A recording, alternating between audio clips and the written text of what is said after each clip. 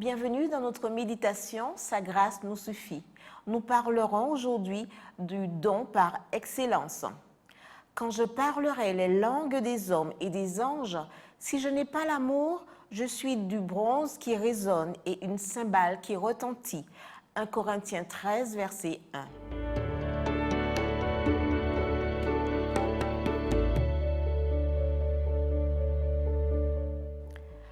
1 Corinthiens 13 est l'un des chapitres les plus importants de la Bible et doit être lu comme la suite de l'argumentation de Paul présentée au chapitre précédent.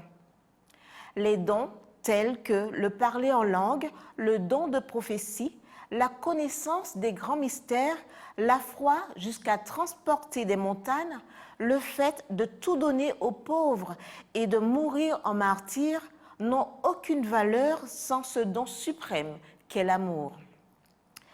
Une personne peut prophétiser de manière impressionnante, enseigner de manière captivante, guérir les maladies les plus complexes, accomplir les miracles les plus spectaculaires. Si elle fait tout cela sans amour, ses actions perdent toute valeur. Si je parle avec l'éloquence humaine et avec l'extase des anges, mais que je n'ai pas d'amour, je ne suis rien d'autre que le grincement d'une porte rouillée. Si je prêche la parole de Dieu avec puissance, révélant tous les mystères et rendant tout aussi clair que le jour, ou si j'ai la foi jusqu'à dire à une montagne « saute » et qu'elle saute, mais que je n'ai pas d'amour, je ne suis rien. Je peux donner tout ce que je possède aux pauvres et aller au bûcher en martyr.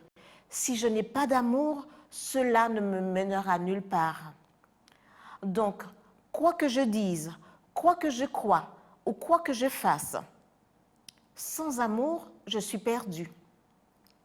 L'apôtre Paul dit clairement que l'amour qui se trouve dans le cœur de Dieu doit être ce qui motive chacune de nos actions liées au don.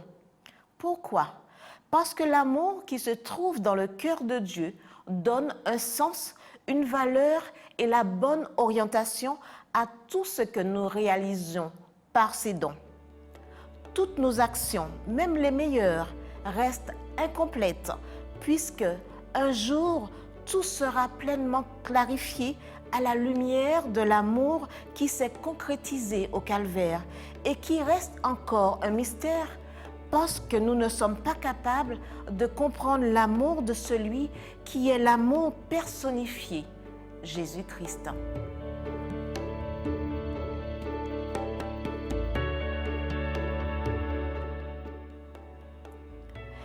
Ellen White affirme que lorsque cet amour remplit notre cœur, il déborde sur ceux qui nous entourent, non comme un retour de faveur, mais comme un principe d'action. L'amour transforme le caractère, gouverne les impulsions, bannit l'inimitié et ennoblit les affections. Cet amour est aussi vaste que l'univers et il est en harmonie avec celui des anges du ciel. Quand il pénètre dans un cœur, il répand son parfum dans toute la vie et sa bénédiction tout alentour. Amen.